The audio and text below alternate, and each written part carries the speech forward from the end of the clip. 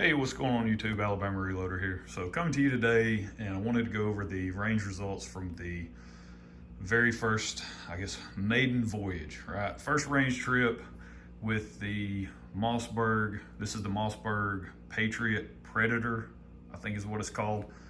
This is chambered in 6.5 PRC. I've already done a video on this as far as going over the rifle and all that fun stuff. I didn't actually show it, so this is the first time you guys are getting to see it, but there you go.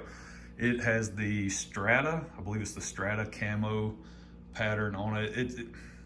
Look, the stock is cheap and synthetic, okay? It is what it is. This is a $500 rifle, all right? You can go find them online all day, 500 bucks, probably a little bit less used on the used market or whatever, secondhand market, but brand new, I think I saw some online, 500 bucks. So $500 gun, threw a muzzle brake on it, and that does, this thing is like shooting a 6.5 Creedmoor with that muzzle brake on there. So really nice, light recoiling package, even though it is sort of on the lighter side in terms of weight with that synthetic stock. So you are saving some weight there.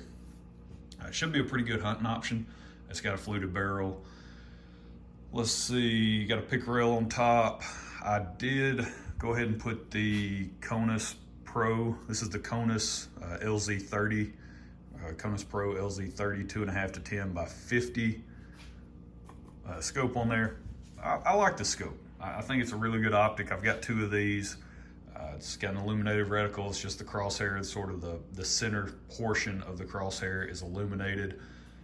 So far, really nice. The only, I guess one of the downsides to it in terms of it being a really nice hunting optic would be just the turrets themselves, how tall they are. They do lock. They're locking turrets, so you have to pull up on them, push them down when you're done making your adjustment, and you can't, adjust it after that. So, but you guys have seen, I think I have a Hawk Vantage. What is it, like the Hawk Vantage, that wide angle, I think it's a 2.5 to 10 by 50 as well. I like the Hawk better from a hunting standpoint, just because of how it has the low profile turrets and they're capped. So, but this is a really good optic. Got some worn scope rings. Just overall, pretty good package. A couple of things before we get into the velocity results. Got my dog over here going nuts because apparently somebody pulled up in the neighbor's driveway. Before we get into the velocity results, a couple of things, all right? You'll notice I have new wrist set up, right? I went ahead and I posted about this over on the community tab of my channel here on YouTube, and came across the Caldwell. This is the Caldwell The Rock, or whatever it's called, front rest and rear bag combo. Picked this up on Amazon. It was the cheapest I had ever seen this combo listed for anywhere. It was like $78. So got it in. Actually, today was the first time I've ever taken it to the range. And I gotta say, I like it. 2 thumbs up so far. Now, of course, the bags are cheap. This stuff's made in China. So bags are cheap. They're not gonna hold up. There's no way. Just the overall feel of them, I don't think they're gonna hold up over time. So you're probably gonna end up having to replace the bags, the front and rear bag, but it'll be okay. A couple of things I do like is just the overall adjustability of the front rest and being able to get everything adjusted out on the bench. Obviously, I have these adjusted all the way out to where they're actually not making contact with the island, but that was how I actually shot it out at the range. Just because of the way the bench was set up in the rear bag, I needed to drop everything down and get it as low as possible, just so I could have really good alignment with the target and all that fun stuff. So got a nice little front rest, not a front rest, but a front stop here for the stock, so you can push up against that stop each time, so you know that you're gonna kind of return to the same position whenever you get ready to fire the next round. Rear bag did a pretty good job, no complaints there. Overall, again, I picked it up for 78 bucks. I can't complain right now. If you go and if you look this thing up on somewhere like Midway or other places, they generally run them on sale for like 100 bucks, maybe a little more. If you paid that price for it, but again, picking it up on sale from Amazon, that's the way to go. Hopefully you took advantage of that. A couple of other things that I'm really, really liking here recently that I just kind of wanted to share. We'll start with this little S-Lock or S. Beaner. Yeah, I think that's what it's called. It's like a little dual carabiner. This is from the company Night Eyes. It's got their micro lock. Yeah, I think that's what it's called, micro lock. But it's from the company Night Eyes, and it's not going to focus well enough for you to actually read the brand. So it's N-I-T-E-I-Z-E, Night Eyes. So it comes in a little 2-pack. You actually get 2 of these little micro carabiner things. Really big fan of this so far. I'm liking this. Of course, it's made in China, but it is what it is. Yeah, so I've switched out my keys, converted them over to using these. I just took everything off for this video, but so I really like these so far. And then the other thing I picked up recently off Amazon is this guy, little Olight Mini 2. Basically just a keychain flashlight is what this thing is. It is, oh, they even put it on package. It is stylish. That's not really a criteria that I was looking for, but okay. Didn't even pay attention to that when it came in. Stylish, magnetic, and rechargeable mini light. I think it's like 50 lumens maybe. Yeah, 50 lumen keychain light. I picked up a couple more because they were on sale, same thing. It was like a Black Friday deal on Amazon. They were $9.99 for these things. So I picked up a few of them, got one for my dad and my brother. So I just got to get it over to them. Really cool though. It comes with this little carabiner thing that you can clip to your new Night Eyes carabiner deal that holds the light, but it's just a little magnetic keychain light. So pretty bright too, 50 lumens. It's just in continuous use when you pull it away from the base, the magnetic base, and then once you put it back in the base, it snaps into place and shuts off. Now you can just kind of hold it in your hand, put a little pressure on it, and kind of you hear it sort of click away from that magnetic base, and you can use it and then just let it go right back into place. I'm a big fan of this so far, and how you charge it is you actually take it off the carabiner, remove this little silicone cover, and then you stick it into like one of those little cubes that you have that you plug your phone charger into. It just plugs directly into the wall, the cube does, and then you insert this into the USB port and it charges it. So really cool. Couple of things. So there we go, got all that out of the way. Now let's actually get to the results, right? But cool stuff. You guys go check it out, pick them up. Pretty handy so far.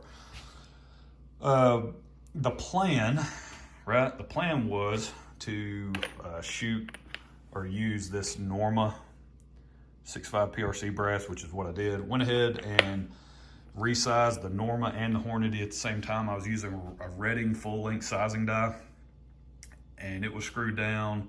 I basically raised the ram to the top of the stroke, the press stroke, screwed the resizing die all the way down till it made contact with the shell holder, lowered the ram, screwed the die in another quarter turn, tightened the lock ring down, and that was basically a perfect setup perfect for me, right? It was adequate for me.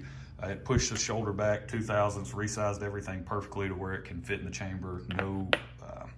No issues whatsoever with the sizing process. Everything went smoothly. From there, I went ahead and chamfered and deburred the case mount, so you can see it here on this Hornady brass.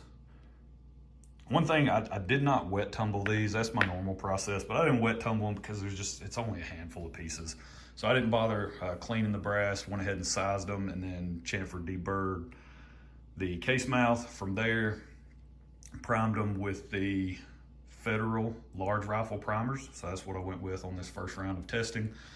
And then on the Norma stuff, I was using Ramshot Magnum was the powder that I went with first, and I loaded up with these on top. This is the McGuire Ballistics 125 grain Copper Rose Hollow Point, and then it was the Barnes 127 grain LRX, and the last one, the last group down here, this was the Hornady 130 grain CX. So that was the, let's see, and then so that was kind of the brass and the bullets that I went with, the powder, primer, all that fun stuff. Now, on the charge weights that I tested, I was just going out for velocity and pressure, really. That was kind of the goal, was to evaluate how this thing looked at certain charge weights using Ramshot Magnum, if we were gonna get ourselves into, issues with pressure or anything.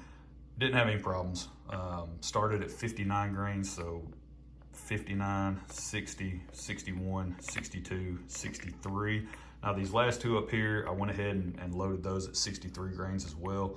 So the Meguiar Ballistics, that 63 grain group, is actually a 3-shot group. I just wanted to see how it would look accuracy wise. It was, it wasn't that great. But here are the velocity numbers so you guys can pause, do a screenshot, whatever. But that's what I got out of this Mossberg Patriot. Now it was very cold today. It was in the 40s, wind was blowing, 10, 12 mile an hour in my face. It was a pretty cold day out at the range, which was good though, because this is going to be used in a hunting application. So yeah, that's kind of the environment that I'll be shooting in. So let's see, for the Meguiar Ballistics, you can see 2903, 2934, 2950, 2988, and then up here 3052, 3058, and 3036. So good stuff there, jumping a grain each time. No issues, no concerns in terms of pressure related issues or anything like that. Switching over to the Barnes, we were at 2819, 2838, 2897, 2944, and just a hair over 3000. And then the 130 CX, very similar path, 2858, 2854, 2915, 2961, and 3017. So good stuff. I mean, I didn't really expect there to be massive differences in the velocity because the bullet weights are very similar. Now with the Meguiar Ballistics, I did have to seat it a little bit deeper. With the Barnes and the Hornady, I went ahead and used the recommended overall length from the load data that Barnes has. I believe it's 2.865. That was the cartridge overall length that I went with on the Barnes. That's directly out of their load data. And then the Hornady was 2.920. And again, that's from their load data. For the Meguiar Ballistics, there's no load data for that bullet. You just have to use a comparable weight bullet from another manufacturer that's a solid copper, right? Solid copper, so same makeup, same bullet construction, comparable weight. Use that kind of as a guide in terms of your load data and your testing for it. And then on the overall length, that's where that Meguiar, or that's where the Hornady overall length gauge really comes in handy. Because if I would have just said, all right, well, it's pretty similar. I mean, it's only two grains difference between the Barnes. I'll just run the same cartridge overall length as that. Our touch point was 2.870 with the Meguiar Ballistics.